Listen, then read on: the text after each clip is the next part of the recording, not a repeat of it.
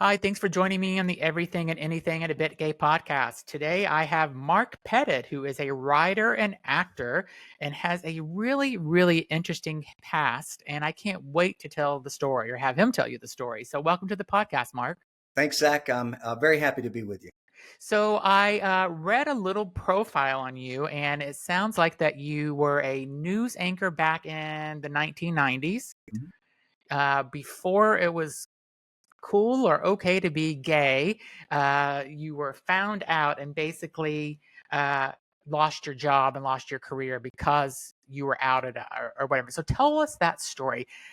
Well, first of all, let's start with tell us what your job was, and where you were working at, what city you were in, and then how did people find out that you were gay? Sure. So let's start at the beginning. And the name of the book is ANKRBOY for a reason. Yep. I was 22 years old when I landed my first main anchor job in Omaha, Nebraska. And at Wow. the time, it really was a man's man world of TV Hmm. news. Really, no female national anchors, if you think back. Connie Chung became one of the first with Dan Rather. Yep. So I went to work for a station in Omaha where Tom Brokaw had worked, ironically. So it had a great pedigree, great reputation in the market, but I was just a kid Hmm. at 22 years old, and I was hiding my sexuality very much in the closet and just terrified. And so that's where I got my start, was in Omaha, Nebraska. And I was there for 4 years. And I want to tell you a story, something that happened to me. It was in October of 1985 when Rock Okay. Hudson died. Yes. And I'm sure you're familiar that he died of AIDS. Yes. So in the book, I write about this. Earlier in the day, I was on air reporting the death of Rock Hudson and what we thought the cause was at the time. And it shocked me. At that time, Yeah. he's a movie star, right? Yeah. And later that night, I was on a date, a clandestine date at a sports bar, when the national news anchor broke into the broadcast and he said, "We can now confirm that the actor Rock Hudson died of AIDS." And Oh, he wow. went on for Yeah. another moment or so, and he ended the broadcast by saying, "Again, the actor Rock Hudson dead of the mysterious disease AIDS." And the bar erupted into applause. And Zach, I Really? was mortified. People were high-fiving and cheering that this man had died of AIDS. And I thought at that moment, if they hate Rock Hudson, they're never going to like or accept me. And it just forced me deeper into the closet. But I went on to do great work. I ended up writing a book about a serial child killer in Nebraska that became a bestseller. Okay. And then I was recruited home to Atlanta, to the major leagues, to work for a TV station here. And, for the first couple of years, things were great on the air. I won 2 Emmys, on my way to a third, but I was miserable in my personal life. It And was this was becoming Atlanta, and it wasn't. Atlanta, And so I Georgia. lived in Atlanta for a couple of years, so it was not open. You couldn't be open back then. Still. So if you think back in this time frame, I was at the TV station in Atlanta from 1988 to Okay. 1991. Yeah.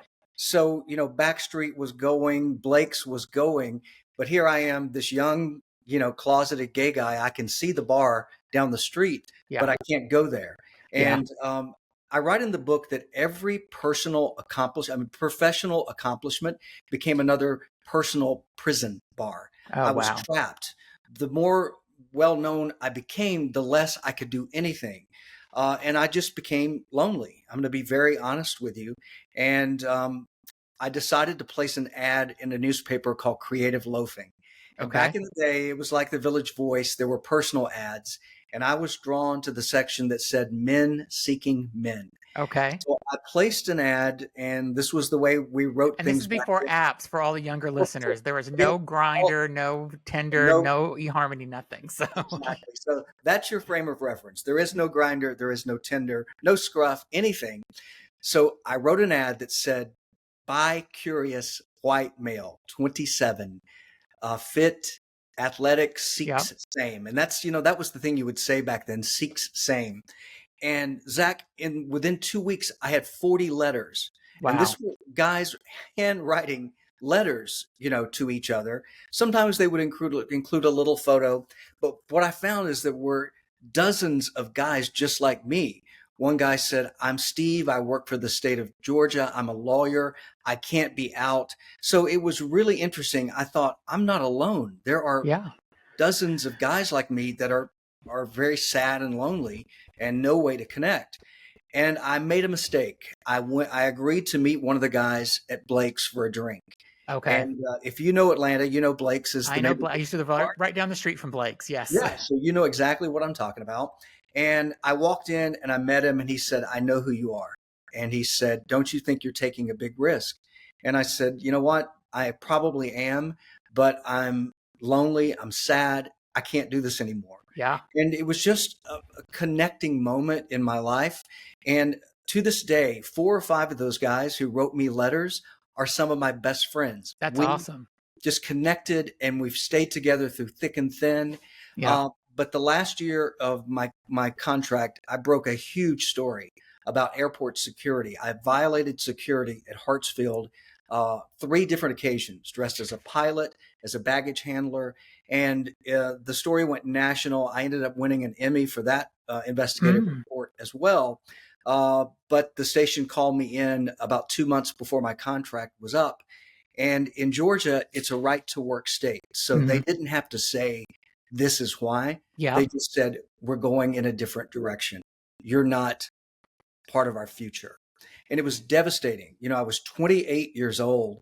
And at that moment, I was crushed. I was on my way. I dreamed of being on 60 Minutes, sitting in that famous Yeah. chair. And my agent, I had been telling her what was going on, that I was struggling. And she basically said, "There's nothing I can do for you now. They don't put guys like you on the evening news." And did they tell you why they weren't renewing? No, it was just, we're going in a different direction. But nobody would touch me. My agent said, I talked to two of the other 2 stations in town. The word is out, "Mark, they're not going to put you on the evening news. People are going to revolt if they find out that you're gay." So in the book, Zach, I wrote my book as a fictionalized memoir for a reason. I Okay. was able to, in this writing style, to make sense of the things that happened to me. Because at 28 years old, I lost everything that meant anything to me. I lost my career in TV news. Mm. And within that same year, my first boyfriend died of AIDS. Oh my And goodness. it was just a horrible, horrible time in my life. And I kind of went off the deep end. I got into the circuit scene, and Yep. your audience will know what the circuit party scene Yes. is. Yeah. And I had a lot of fun. But in the book, Mark has a near death experience at the white party in Palm Springs, and it kind of snaps him out of it. He kind of Okay. realizes, hey, this is the wrong path. I've got to do something to find my new way in life. And so that's what happened. I switched gears completely. I got into corporate America at a company where I ran PR. And Okay. something magical happened from that moment on. I started living my life openly and honestly. And I met with the president of MCI. This is the long distance company. He was Yeah. recruiting me to come to work for them. And I said, "I have to be honest with you now. I am in a relationship with a man." And he looked at me and said, "Great. We want our employees to be happy." Wow. And so all of a And sudden, is this mid 90s? yeah, this was I was at MCI from 93 to 98. The Okay. most wonderful experience in corporate America. They were open, That's amazing. young people. They didn't care who you were dating, who you were sleeping with. You just had to be the best at your job. Yeah. So I learned at that moment, I can start telling the truth and it won't matter anymore. So it was a great freeing experience, but I almost had to be broken, my life, my career, to realize that, hey, living your life openly and honestly is the only way to go.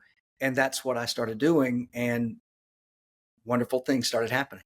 Now, do you have any regrets though that you didn't start this sooner, or do you have Yes. regrets that going to Blake's that night, meeting that guy, and maybe that's how they found out? Like, what regrets, if any, did you have? Um, I regret that I didn't walk into my news director at that time and just say, "Listen, I'm doing great on the air. You know that. But at home, I'm struggling, and this is why." I Yeah. wish I had had the courage to tell the truth. Yeah. Because now look at Anderson Cooper, Yes. Steve Osensami, James Longman at ABC, and Gio Yeah. Benitez at Yeah. ABC. I write about them in the book. I actually interviewed each of them as I was writing this book. about the dichotomy of being an open gay newscaster today Hmm. versus my time is that. Because Yeah. if you follow them on social media, they post everything, They you post know, everything. Yes. and it's I wonderful. actually do follow them all because yeah, it's great. So Gio Benitez and I had a great conversation about this. He was closeted as well when he was working in Miami, and he told me that for the first 2 years at ABC News, he was also closeted. And the first mention he made of Tommy, his now husband, Hmm. was a post in front of the Eiffel Tower where he was proposing to Tommy. Wow. And they sent me a photo from the Eiffel Tower of them on that day.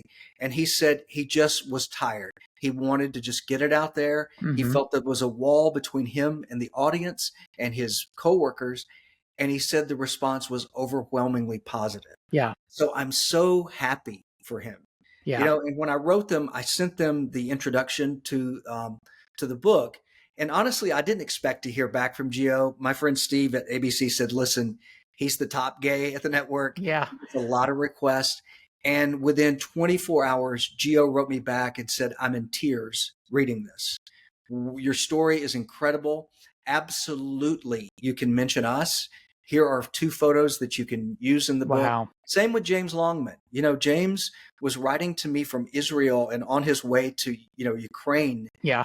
back last fall, but taking the time because they understand this moment in time that we're in, that there are still a lot of kids struggling. Hmm. And Zach, I'm hearing this. People are able to order autographed copies of my book at anchorboy.com. Okay. And the beautiful thing is, I can now communicate with the readers. On Amazon, they can maybe leave a review for your Yeah. book, but they really can't contact you. Now I'm getting messages, especially from mothers all over the country. They're telling me, "I bought your book for my gay child." A woman in Austin said, "My son is 18. He wants to be a writer like you, but he's struggling. Would you please send him words of encouragement?" And I said, "Of course." That's And I wrote amazing. him a really nice inscription with his book. I'm hearing from older gay guys in Palm Springs and New York. They're saying, "Your story is my story. I survived too." Yeah. And in writing this book, there were nights I was doubled over bawling in front of my computer, especially reliving the final days of my boyfriend as he died. Um, the night before he died, he asked me to come and help give him a bath. Yeah. Whew, it's still tough I'm to talk sure. about. And so reliving that was extremely painful, but also being able to tell my story, I felt free. Finally, I felt like it's out there. Yeah. And my friends have said, "Oh my God, you put it all out there," because, there are a couple of sex scenes in there. There's the partying, there's the drug overdose. And I said, "I want people to know the truth. This is the truth." And people are responding there. I think they appreciate that. Now, the near-death experience that you talked about, is that whenever you in Palm Springs, it was a drug overdose, basically? Is Well, that what happened? it, as I say, it's a fictionalized memoir that actually happened to me in Atlanta. In And Atlanta, a friend okay. of mine, someone slipped me something at a bar here, and Mm, he physically had to carry me out of the bar and help me throw it all up. So I used that real thing in life for the book to make, again, everything make sense yeah, and connect the dots with because I was dating a young doctor in Omaha clandestinely, and he was really upset with me for not living my life openly then. yep, And he was telling me, "You guys are not even covering the AIDS crisis properly." He said, "You guys are calling it gay cancer. It's yeah, caused by unprotected anal sex. You need to say that on television." So, Zach, I went to my boss, Carol, and this is all in the book. And I said to Carol, "We're not covering the AIDS crisis properly." And she said, "What do you mean? Every time we talk about it, we say it's gay cancer." And when I told her that, she said, "You understand, we could lose our jobs if we say that on television. This is a very conservative city." And I said, "It's a medical city, Carol. We need to be reporting the truth. That's why yeah, we're here." And she let me do it. She let me go on air and say what that was. And back in the day, again, there was no social media, Zach, and people couldn't comment yeah, instantly like they do now to coverage. There was a book in the reception area of the lobby, and the receptionist would write down every comment that people would make. So this all happens. I leave the news desk. I've just told people what causes AIDS, and I Okay. go out and the phones are just lit up. They're Hmm. blinking. And I was like, oh God. And she put it on, the receptionist put it, she put them on hold for a second. And I said, how bad is it? She said, bad. Mark, it's great. People are calling, thanking us for saying Wow. this. And it just hit me. I was like, oh my God, maybe I've been wrong about this whole thing. Maybe I should have been telling the truth from the start. And maybe they would have accepted me, And so So it that was, was the moment where the light bulb went off where you're like, yeah, I should have been more honest? yeah. And now I'm so happy for people like James and Steve Osunsami, who they're being paid to tell the truth, Hmm. and they can live their life openly. Um, I had no role models. Yeah. I had mentors. I had people who helped me write copy and Hmm. teach me how to be an anchorman. Nobody taught me how to be a gay man. There Yeah. was nothing. Um, so in a way, I'm trying through my book and my appearances like this to be a role model that I didn't have. Just to show kids out there, it's going to be okay. Start right now. Start living authentically right now. What do you think would have happened if there would have been social media out there? Because you walked in Blake's at that time, your picture probably would have been taken Yeah. by everybody in the bar, right? And it would have been everywhere, and you would have been found out much earlier, I think. So, Yes. but yeah, I mean, is that did you think about that ever? About if there would have been social media back Yeah. at that time? I'm so thankful for some of the stuff I've done in Oh, me too. in college and on the party scene. Yeah. There's a lot of stuff I wouldn't want on social media, but Yes. I'm happy for these guys now that they can post pictures from their wedding, from Yes. their vacation. James Longman shirtless. That is worth the views, ladies and gentlemen. If you Oh, haven't, it is worth it. Yes, it is. but I write in the book that one night I was home, and this precipitated me writing the book. I was scrolling through Instagram, and I saw Gio, and I saw Tommy, I saw James, and I walked back to my bedroom in my closet, and I pulled out a photo album, and I found the photo of me and my first boyfriend at the beach, just like them. Oh, And very so I nice. used that to write, to say, had there been social media, this was the photo I would have posted if it wouldn't have cost me my job, you Yeah. know? So I am thrilled that these guys can be themselves, because I was being paid to tell the truth and living a lie all the way down to the color of my hair. Because as you can see now, it's silver. It would have been silver at 21. Oh, Uh, really? Okay. yes, my hair started turning silver. So could you imagine if I had just been myself? I would have been silver headed at 22 years old. But instead, I was going to what we call the beauty shop here in the Yep. South, getting it dyed, and it would be various shades of brown and so forth. And in the book, that's how it opens. Mark has hit rock bottom, and I just shaved my head. I grabbed Really? razors and I shaved my head.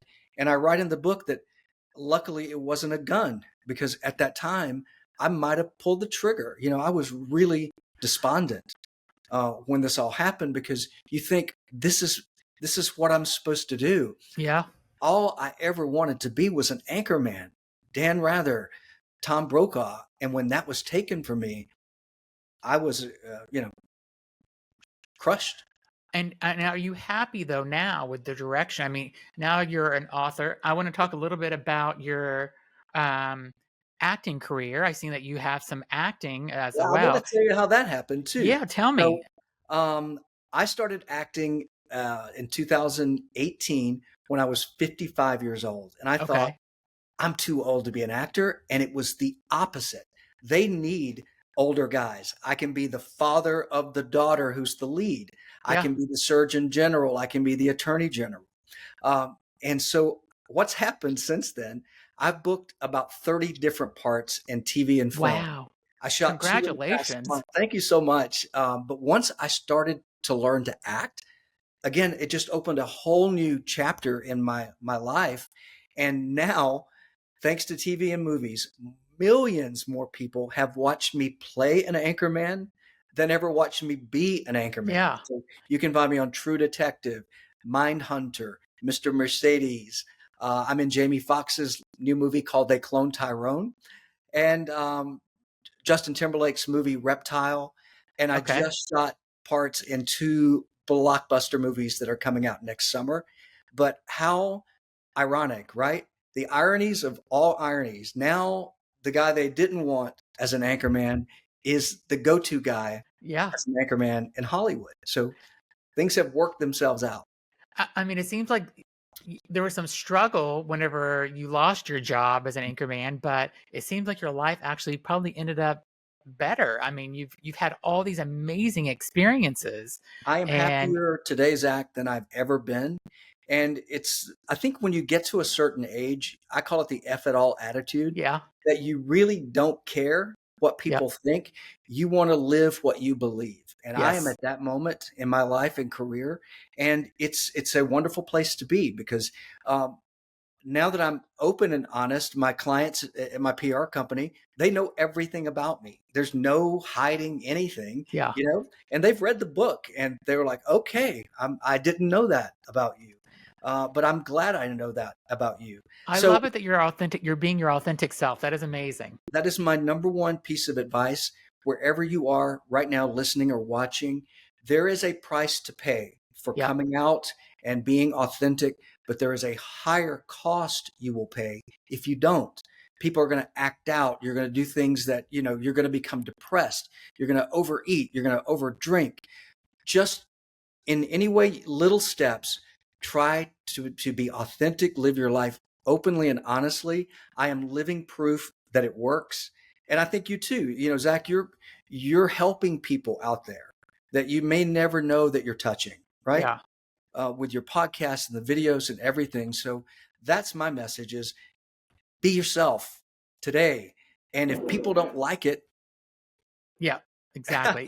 Now, let me ask you a question. The youth today, though, I don't think they give people in your generation and my generation credit for kind of like what you had to do and show like, and now the youth today are coming out earlier. They're more accepted mostly. I shouldn't say everywhere, but it's more accepted. You have kids coming out in high school now, and you right. have kids that are saying that I think I'm transgender at in their early teens and stuff.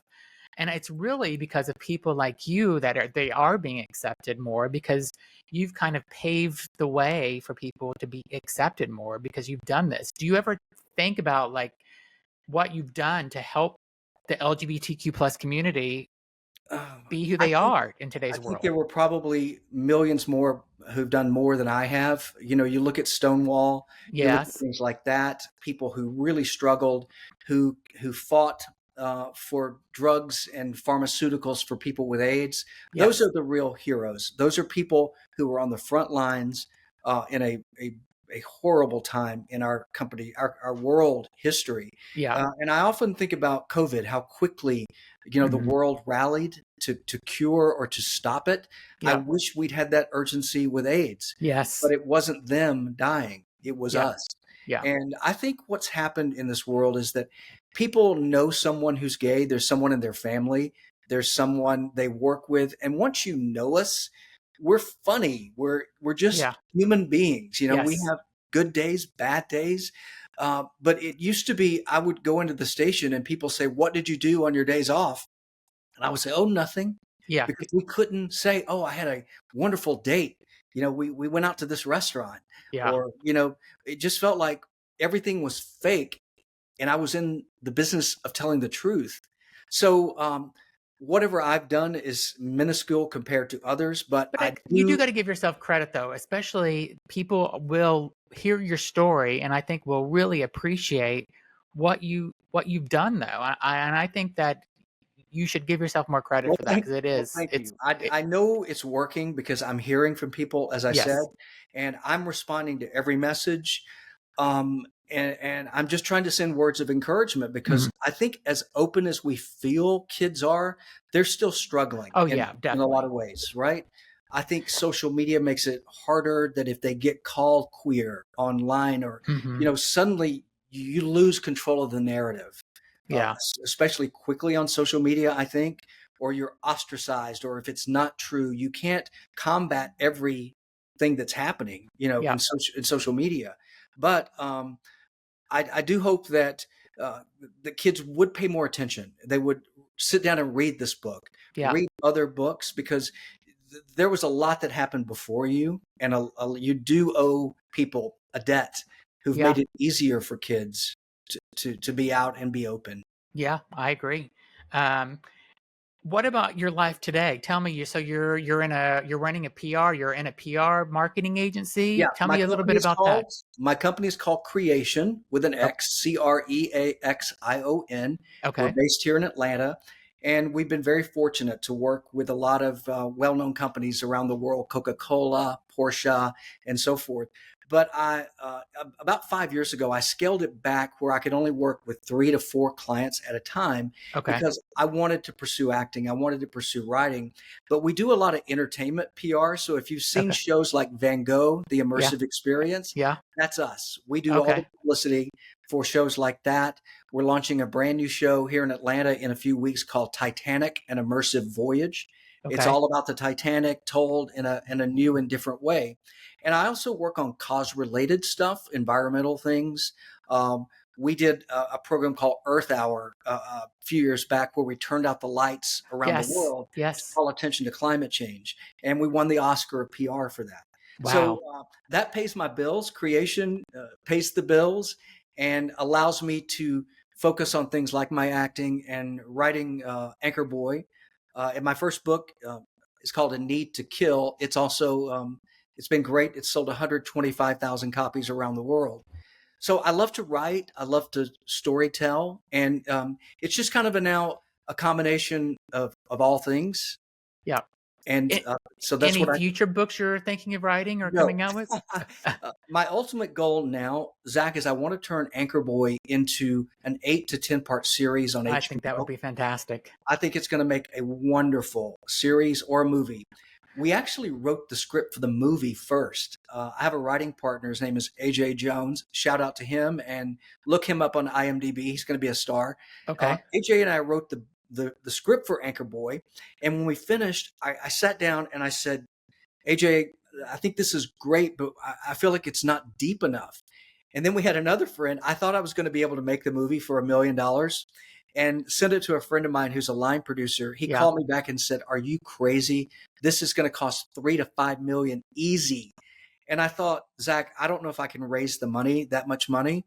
So I'm going to sit down and write this book and get this out of me, because it's been Yeah. churning for 30 years. But the more I wrote the book, and I have an editor. His name's David. David's in England, and he just said it got better and better and better.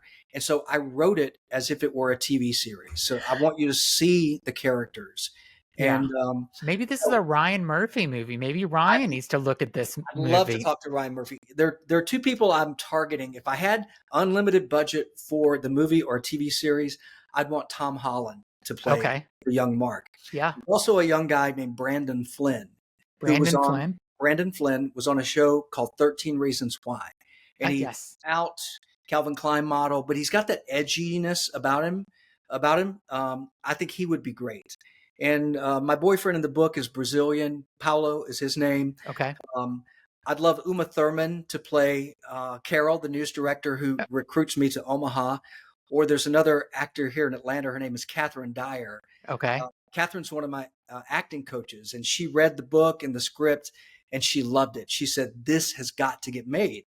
And so we're trying. That's my goal. So if Ryan Murphy's listening, or Tom Holland, or I Brandon will Flynn, I will tag Ryan in this whenever I post this and send him some messages, and maybe my audience could also start it's reaching out to made. Ryan. Zach, thank you for that. It is made for television. When you Okay. read the opening scene of this book, and Mark is rock bottom and he's shaving his head, and the chapter ends, and trust me, I didn't just come out of the closet. I kicked it off the effing hinges. That's And that's what great. happens. And then the book, the movie starts with doors opening to the Yeah, party at Palm Springs, you know? that's awesome. So, and Mark is now buff. I worked out in the gym. Yeah, My hair is silver, and I've got these little angel wings on. You know how people yeah, dress for the white yeah. party? And so I just visualized it from the beginning as this book is a TV series. So It sounds like a Ryan Murphy movie or series to me. It it really would does. be awesome. And if anybody has that connection, it would be, I would love it.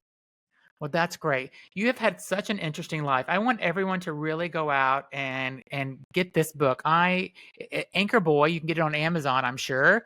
And I'm And if going you to. want a signed copy, Yep. anchorboy.com, ANKRBOY.com. I'll sign it, write you a message, and send it to you. And his first book was called A Time to Kill, which is also on Amazon. So go check that out too. Sorry if it's A Need to Kill. A Need to Kill. I'm sorry, A Need to Time to Kill. Kill is John Grisham, I believe. Yes, He A sold about, Need to Kill. yeah, my Uh, first book is A Need to Kill, and it's on Amazon as well. so go out and get these books. You know, can you have a social media channel that somebody can follow you on? I'm on Instagram, Okay. Mark_Pettit. You can follow me on the Twitter, the X, at Pettit Mark. Okay. You can find me on the socials. I'm out there. Great. Send Mark a message. And Yeah, again, send Ryan Murphy a message, everybody, and tell him that we need this to be a series. This could be a new Emmy winning series, I believe. I That's would my hope so. guess. I think it has all the potential in the world.